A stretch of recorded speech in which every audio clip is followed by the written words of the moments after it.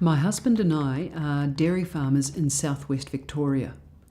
The last few years have been tough, with 2 failed springs, 2 long dry summers, and then our milk processor, with 1 text message, grabbed over $100,000 out of our budget with no warning. The clawback of May 2016, where our milk price was dropped from $5.60 to $1.91. The clawback was probably the straw that broke this camel's back. I was constantly angry. My blood pressure shot up, and I eventually had to go on medication to get it down. My husband lost his voice and has had ongoing issues with stress. At one point, we had so little money we were selling cows to pay bills, and we had to resort to vouchers so we could buy the fruit for our kids' lunchboxes. A note home from the school admonishing us for not providing fruit snacks would have been too much shame for us to handle on top of everything else.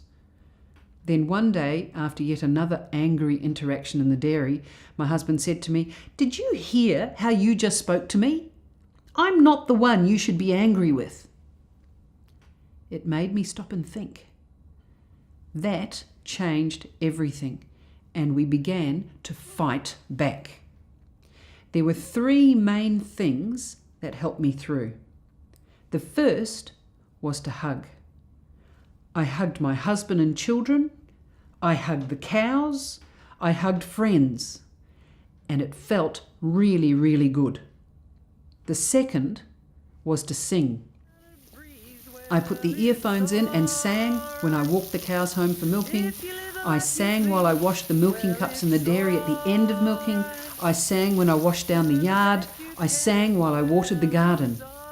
It didn't matter how badly I sang, just that I did, and that I sang to music that lifted my spirits. And finally, I gave. After receiving help from the Rural Financial Counselling Service, from Aussie Helpers, and from the farm support workers based at our local healthcare service, I decided to give back. I planted as many vegetables as I could around our house using our own farm-made compost. Anything I had left over after feeding our family, I donated so it could be given to other farmers in need. I have chooks, so I gave all our excess eggs too. I collected excess fruit and veggies from other gardeners and gave those too.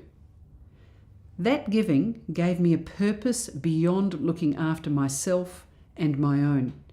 It lifted my spirits more than anything else could. In reality, by giving to others, I gave more to myself. I'm off the blood pressure medication now. We still have a long way to go to recover from the clawback of May 2016, but now we have strategies for coping better with the stresses that go with it. We'll probably keep hugging, singing, and giving forever, and we'll keep battling for ourselves and for other farmers.